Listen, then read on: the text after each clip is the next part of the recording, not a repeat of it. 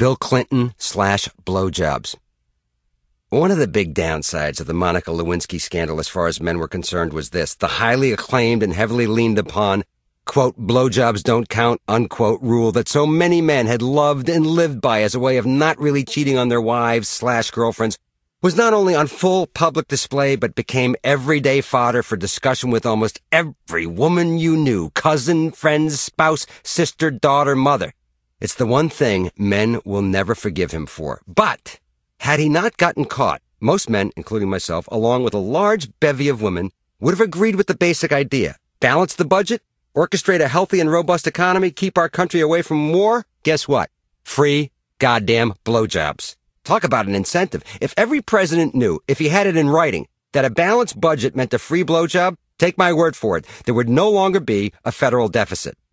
I'd even take it a step further. JFK slept with Marilyn Monroe and Angie Dickinson, the two hottest chicks on the face of planet Hollywood during the early 60s. Let's run with it, baby. Lower taxes, tag Tyra Banks, okay? Unemployment goes down, so does Sienna Miller. You win a war while in the Oval Office, you get to bang Halle Berry. And if Halle or Sienna or Tyra or whoever has a problem with the whole idea, hey, it's for the good of all mankind. Let me tell you something. George Bush Jr. looks like he hasn't gotten laid, never mind a blowjob, since he quit drinking and snorting coke. If you guaranteed him that Sharon Stone would suck his testicles on Tuesday afternoon, the war in Iraq would be over on Monday morning. He'd be sitting at his desk with his pants down while watching a director's cut DVD of Basic Instinct 3, the widescreen edition. The point I'm trying to make here is this: most of the world never understood the anger and unrest over the Monica Lewinsky deal because the idea that a world leader would receive oral satisfaction from a surrogate in a historically significant location made perfect sense to them.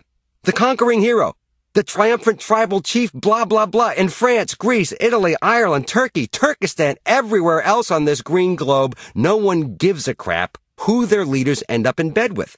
All they care about is results: food, family, shelter. That's all anyone should care about.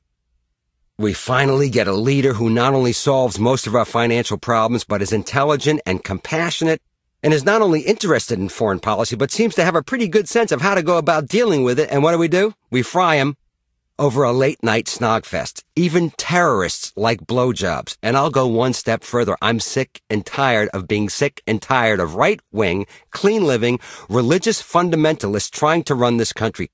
It seems to me that the less fun the president has, the more trouble our country gets into. JFK, womanizing, cigar-smoking, beer-drinking, boat-loving guy who scared the shit out of the Russians and Castro and started the Peace Corps.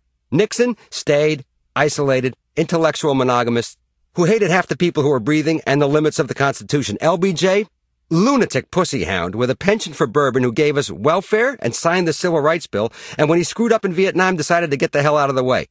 Bush Jr., I think you get the idea, okay? I think every presidential candidate, man or woman, from here on in, should have to prove that they not only drank, but smoked weed and tried blow and had casual sex while in college and maybe even beyond. In other words, they were fairly normal, just like the rest of us. No blow, no booze, no weed, no sex. Guess what? No federal matching funds. You want my vote?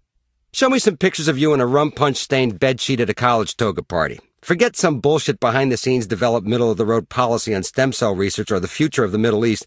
I want to hear how many Twinkies you ate after the Halloween bong hit competition during your sophomore fall term. Now, Bush Jr. apparently performed many of these actual tasks, but decided to cover all of them up. No dice, folks. You gotta be proud of them. Cut to the chase and avoid all the bullshit, like Obama. Did he do blow? Yup. How do we know? He told us. Weed, too. Now, that's the kind of candidate I like. Made mistakes, owns up, probably also wore ridiculous pants and had shitty haircuts, too. Get the point?